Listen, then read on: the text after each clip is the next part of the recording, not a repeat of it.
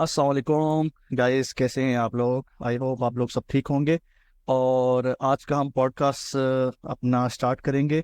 Pakistan lunar mission, change ई six, Cheng ई six या change ई six, जो भी कह सकते हैं इसको। चाइनीज नेम है। चाइना के साथ कोलैबोरेशन थी पाकिस्तान की, जो रिसेंटली हमने फ्राइडे को देखा कि हमारा एक मिशन स्टार्ट हुआ। 53 डेज का मिशन है, जो मून से सैंपल लेके आएगा। बाकी इसकी इन डेप्थ एनालिसिस के लिए हम अपने को होस्ट कवि साहब को वेलकम करते हैं अपने पॉडकास्ट में। कैसे हैं आप? जी शुक्रिया असद साहब। थैंक यू सो मच, आपने इनवाइट किया और इस हॉट टॉपिक पे बोलने का मौका फराहम किया। मैं अल्हम्दुलिल्लाह बिल्कुल ठीक हूँ। आप सुनाइए, आप कैसे हैं? जी अल्हम्दुलिल्लाह। चलिए स्टार्ट करते हैं। आप थोड़ा सा बस इसका एक बैकग्राउंड थोड़ा बता दीजिएगा, और थोड़ा ओवरव्यू एक दे दें जो आम ऑडियंस है जिनको इतना इसके इन डेप्थ एनालिसिस का नहीं पता है इसके बारे में। तो आप थोड़ी अपनी राय भी पेश करें और थोड़ा इसका ओवरव्यू दे दें हमें। हाँ जी, ज़रूर। ये जो अभी लूनर मिशन लॉन्च हुआ है पाकिस्तान और चाइना की जॉइंट कोलैबोरेशन से, इसमें पाकिस्तान की एक इंडिपेंडेंट स्पेस बॉडी मौजूद है काफ़ी अरसे से, काफ़ी सालों से, जिसको हम स्पार्को के नाम से जानते हैं। अब स्पार्को को अगर आप देखें तो जब स्पार्को का आगाज़ हुआ और जो शुरू में इसके हेड थे और जो भी इसमें साइंटिस्ट हमारे पास थे, उस वक्त स्पार्को एशिया में जो भी हमारे आसपास के पड़ोस ममालिक हैं, जिनमें इंडिया, ईरान और बाकी ममालिक हैं छोटे मोटे, इनमें स्पार्को काफ़ी एडवांस था। उसकी रीज़न ये थी कि उस वक्त इसके पास बजट भी था और ये एक इंडिपेंडेंट बॉडी के तौर पे एक्ट करता था। इनका जो डीजी होते थे या जो भी इसको हेड कर रहा होता था, चेयरमैन, उस वक्त वो भी एक साइंटिस्ट थे।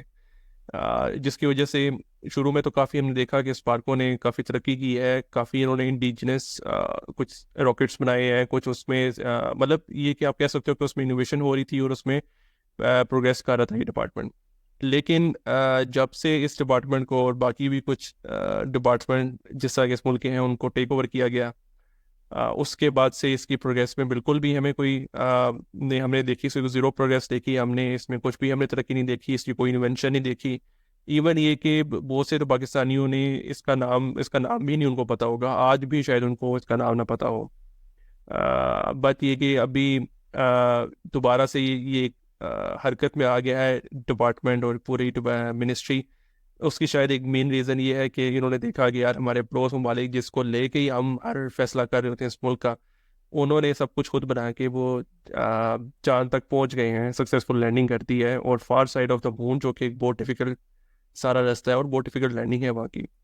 तो शायद इन्होंने सोचा कि यार अब लोग पाकिस्तानियों को भी बताना है कि हमारा भी एक डिपार्टमेंट है। तो मेरे ख्याल में तो सारी ये कोशिश सिर्फ उस चीज़ की थी कि अब इंडिया ने इतना बड़ा काम कर दिया तो हम एटलीस्ट कुछ कर दें कि नाम हो जाए हमारा भी। तो और इसके अलावा तो मेरे ख्याल में ये और कोई एफर्ट नहीं थी।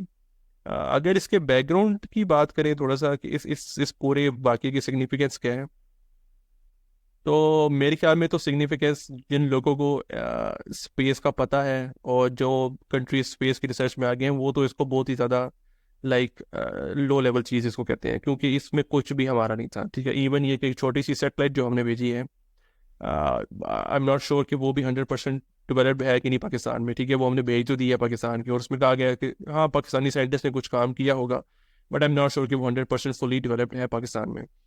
बट खैर, इस पूरे जो मिशन में एक छोटी सी सेटेलाइट है पाकिस्तान की, और जबकि बहुत सी न्यूज़ आ रही हैं अराउंड द वर्ल्ड कि ये जो है ना स्पेस प्रोग्राम, पाकिस्तान का स्पेस प्रोग्राम इस वक्त 60 साल पीछे है बाकी किसी भी मुल्क के स्पेस प्रोग्राम से।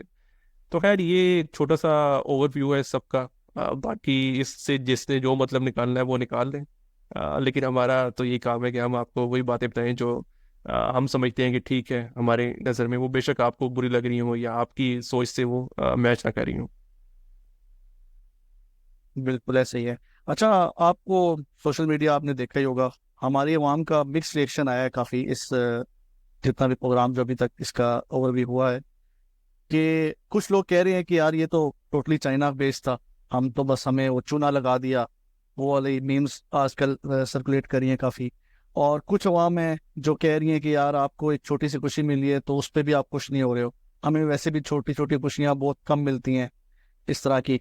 तो अगर एक चीज़ अगर आपको एक हाईलाइट हो रही है, पाकिस्तान का नाम किसी चीज़ में शामिल हो रहा है, तो किस चीज़ को, इसको मसला क्या है इसमें अगर हो सकता है, तो मतलब कि मिक्स रिएक्शन आ रहा है सोशल मीडिया पे अवाम की तरफ से।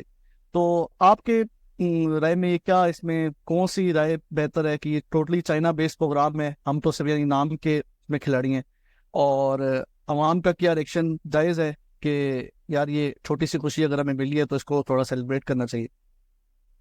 आ, इस पे असद साहब, मैं जो कहूँगा ना, वो ये कहूँगा कि ये दोनों रिएक्शन ठीक है। उसकी उसकी एक वजह है मेरे पास, उसका एक रीज़न भी है और मैं एक्सप्लेन करता हूँ अभी। जो पहला रिएक्शन है जिस पे लोग कह रहे हैं कि यार इसमें तो पाकिस्तानी कोई अचीवमेंट नहीं है, ठीक है, सारा चाइना बेस्ड है, A to Z China based है, और वो बिल्कुल सही कह रहे हैं। और वो रिएक्शन भी ठीक है। उसकी वजह ये है कि यार अगर तो आपके पास कोई डिपार्टमेंट ना होता, ठीक है, एक और ये हम ये कह सकते हैं कि अगर इसी साल स्पार्क को शुरू हुई होती, ठीक है, और उनकी पहली कोई साल होता, पहला फिजिकल ईयर होता, या पहले 5 सालों में से भी शायद कोई एक साल होता, तो हम उनको कहते जो क्रिटिसाइज करें सारे मामले को, हम उनको गलत कहते। लेकिन अब आपके पास एक बॉडी है जो कि 40-50 सालों से कायमशुदा है, ठीक है, और वो अपने स्टार्ट में एक काफ़ी प्रोग्रेसिव डिपार्टमेंट था, ठीक है, और वो एशिया में लीड कर रहा था इस चीज़ को। और फिर आप इस मुकाम पे आ गए हो कि अब आपको एक छोटी सी सेटेलाइट ऊपर भेजने के लिए भी चाइना से वो ऊबर करानी पड़ रही है कि यार ये जाते जाते हमारी चीज़ भी छोड़ दो खला में। तो डेफिनेटली उनका क्रिटिसिज्म बिल्कुल ठीक है। और ऐसा भी नहीं हुआ कि हमने पिछले 40-50 सालों में सिर्फ 5-6 साल इस डिपार्टमेंट को चलाया, बाकी हमने बंद रखा है। नहीं, इनको बजट भी एलोकेटेड होता रहा है, हर साल हमारे जो बजट था उसमें से इसका पार्ट भी जाता रहा है। वहाँ के एम्प्लॉइज़ की तनख्वाहें भी मिलती रही हैं, सब उनको सहूलियात मिलती रही हैं जो एक गवर्नमेंट बॉडी की होती हैं। और इतना सब कुछ मिलने के बाद अगर वो प्रोड्यूस ना कर सकें कुछ, तो क्रिटिसिज्म तो डेफिनेटली बनता ही बनता है। ये तो हो गया आपके सवाल का जो पहला पार्ट था कि जो इसको इस सारे मामले को क्रिटिसाइज कर रहे हैं। हमने ये तो डिफाइन कर दिया कि ये ठीक है क्रिटिसिज्म। अब जो दूसरा पार्ट है बेसिकली ये कि जो लोग इसको एक पॉजिटिव चीज़ ले रहे हैं, वो भी किसी हद तक ठीक है। उसकी वजह ये है कि चलें, व्हाट हैपन, जो पास्ट में गुजरा ठीक है, वो गुजर गया, अब हम उसको तो चेंज नहीं कर सकते, लेकिन हम फ्यूचर के बारे में सोच सकते हैं, राइट। तो मेरे ख्याल में ये उस लिहाज से थोड़ी पॉजिटिव चीज़ है कि यार ठीक है, आपने 40-50 साल आपने ज़ाया कर दिए, बजट ज़ाया कर दिया, सब कुछ कर दिया, लेकिन शायद अब आपको थोड़ी सी मोटिवेशन मिल रही है। अब आप सोचना शुरू कर रहे हैं कि यार नहीं, ये एक छोटी सी खित्ते से बाहर भी सोचना है, खला में भी अब एक जो है वॉरफेयर, अगली जो एक जिसे हम कह सकते हैं टेक्नोलॉजिकल वॉरफेयर चल रहा है, वो खला में ही है, ठीक है। उस एरिया को जो कैप्चर कर लेगा, या उस एरिया में जो अपने आप को बहुत सारा लीडर बन जाएगा, जिस तरह हमने देखा गया ग्राउंड में लीडर इस वक्त अमेरिका है, तो इसी तरह खला में जो लीडर बनेगा नेक्स्ट इकॉनमी उसकी होगी। तो ये एक लिहाज से थोड़ी पॉजिटिव चीज़ है कि यार हम एटलीस्ट देर से ही सही, लेकिन हमने कुछ इसके बारे में करना शुरू किया है। तो जो लोग इसको सपोर्ट कर रहे हैं, प्रमोट कर रहे हैं, वो भी अपनी मतलब अपने लिहाज से ठीक है, और इसको एक वो पॉजिटिव चीज़ ले रहे हैं। और जो लोग इसको क्रिटिसाइज कर रहे हैं वो भी बिल्कुल ठीक है, क्योंकि उनको हिस्ट्री पता है सब चीज़ों की।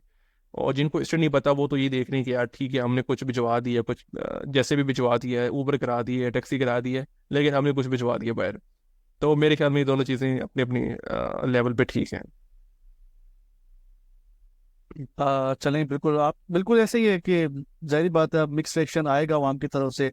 और जिनको आप जिस तरह आपने कहा कि लोगों को जिनको पता है हिस्ट्री, वो इस तरह के कमेंट्स पास कर रहे हैं, इस तरह की मीम शेयर कर रहे हैं, लेकिन जिनको नहीं भी पता वो भी कुछ ऐसे है कि वो इसमें इन्वॉल्व हो जा रहे हैं।